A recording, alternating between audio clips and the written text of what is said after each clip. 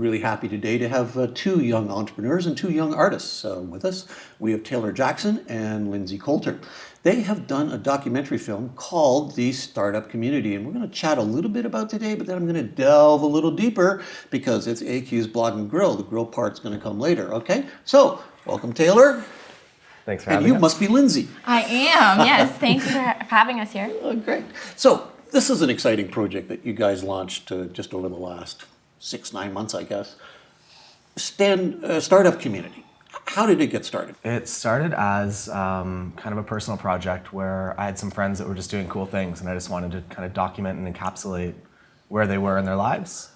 And from there, it just kind of grew into everything close to home, and then it spiraled out of control and took up a year of our lives. Out of control is good. Maybe not for the whole year, but it can lead to some great creative choices. So this film is based on entrepreneurs and innovators in the Waterloo Region here in Canada, Yes. which is our home area. That's right. So you're the director.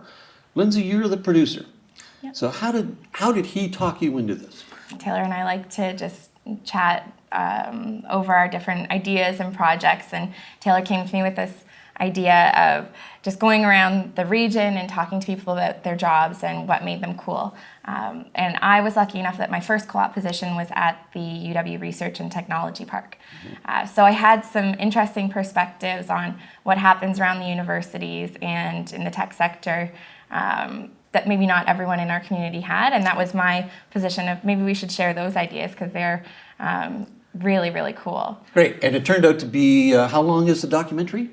50 minutes. 50 minutes, and you opened it just about a month ago, and you had a crowd of... Almost 500 people. Yeah, it was like 480, Yeah. Wow. which is good. The auditorium fit 500, so we were happy not too many more came to the showing. Perfect. This must have been easy to finance. You put all your own savings into it. Is that true? A little I feel bit. like, yeah, that's probably a lot of Taylor's savings put into it. It started as we did Indiegogo as crowdfunding, as more of a kind of a marketing thing, just for raise awareness that we were actually building this documentary. Yeah. How'd that go? Really well. Under 60 hours, we hit our goal, and then we went above our goal, which was great because we were able to hire on Holden, who was our editor, and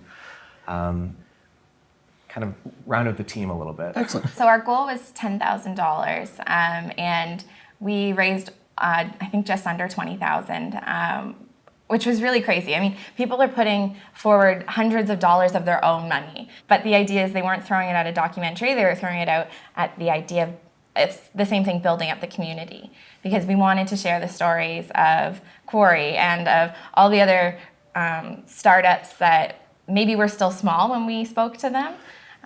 But telling those positive stories, like the story of Blackberry is still an incredible story. Yes. And we wanted to tell the world our story, not just the one that the media puts out there. And that's, I think, really what pushed the funding.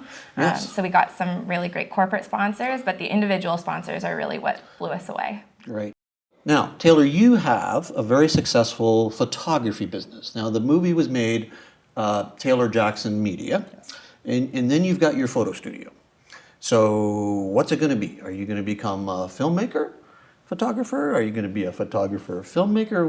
What's going on? What's next? I think the line just keeps blurring and it gets closer and closer. At least I started in film. The first kind of exposure I had to media, I guess, was through making like snowboard films and that type of thing. Yeah. And then that progressed into photography, and photography at the time was a better market. Right. And now I think video is finally starting to come around and people are realizing the value in it. Yeah, and look at some of our local heroes like Michael Litt and Vidyard, and really combining the marketing with video, and they do go together like peanut butter and jam or peanut butter and jelly. I've noticed on Facebook the last 2 weeks you've been in Dubai. Yeah, I was in the Middle East. What's up with that? Are you with the CIA or something? My friends teach English out there, and then they got engaged, so I went out there to do some engagement pictures for them. And then also they teach English, and they need, I guess, marketing materials to send back home to help recruit English teachers out to Great. out in Kuwait. So I'm sensing win-win. Yes, for sure. Now, Miss Coulter, you have started your own yoga business. You've got your own yoga studio. You've been busy in the community through the university. You're graduating, I think, this year? I actually just finally got the word from my mom this morning. She's my academic advisor. She said I finally passed my last course. So it's been a bit of a long process because, and honestly, the co-op program opens so many doors, but it can also, the co-op itself extends the life and the longevity of how long you're going to be in school for. And then I was Miss Oktoberfest. So I took a couple of terms off, and in that time, Taylor kind of opened me up to this world of wedding photography, which is my main focus now. Right. Now, I know that when you started, you were kind of helping Taylor, so you learned the ropes, and now you've got your own clientele. I do, yeah. So it was really exciting, actually. I think one of our first dates, Taylor took me to a wedding. I know, such a romantic, but really sneakily. Never trust guys without eyebrows. But sneakily, you go and you see all these people that are just crazy in love, and they're having the happiest days of their lives. So I not only got a little bit more hooked on Taylor, I got a little bit more hooked on this idea that, like, this is what I could spend my career doing, just following people around that are super happy. The past year has been crazy. I've been able to learn a lot from Taylor. Taylor has a book on wedding photography and how to market, kind of this new school way of doing wedding photography and marketing. So I learned a ton from him, and I was super, super blessed that I had that. But in my first year, I have almost 30 clients, which is pretty crazy, pretty unheard of. But it's a good beginning. Yeah. I like them. They're great people. It's what's important, right? As an entrepreneur, Taylor, would you have gone into any other type of business other than photography? Or, I mean, you're an U of W computer Conestoga, actually. Conestoga, computer science. I think during co-op there, I realized that was not what I wanted to do with my life. And then all my friends were kind of in bands and into music, so between kind of snowboard photography and music photography, I just kind of fell into this and kept learning and kept growing. Excellent. A little bit about the book. You have a book on how to shoot weddings? It came out quite a while ago now, actually, maybe 2007, 2008. It was about kind of when the shift was happening between kind of the older film, typical sales pitches, and kind of now more towards into what it is today, where DVDs are a lot easier to give out to clients and they're not locked up, and it's a nicer industry, I think. It's interesting. I feel like you go into university thinking that you're going to come out of it with one thing. I thought I was going to study natural hazards and natural disasters. I still really think tornadoes are fascinating, but what I learned about it was sustainable local economic development and how important it is to invest in your community, which you can do with tons of different mediums.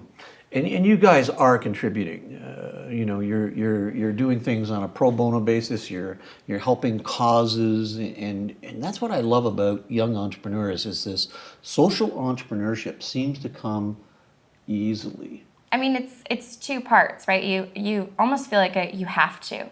In order to be in this community. And we had role models that did it before us, our parents and our managers in our co-op positions, and the people that we really respect in this community, they all give back, whether it's volunteering at the food bank or mentoring their time with a young startup, they all do it.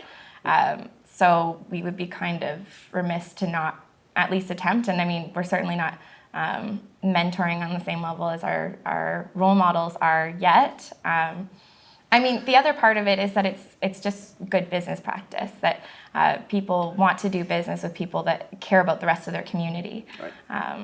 It's just important. So let's get back to startup community. What has been the most amazing thing now that the film is out and people have seen it and they've made their comments and whatever? What have you learned from that experience after sharing your art? I learned that everyone is even more connected than we originally thought.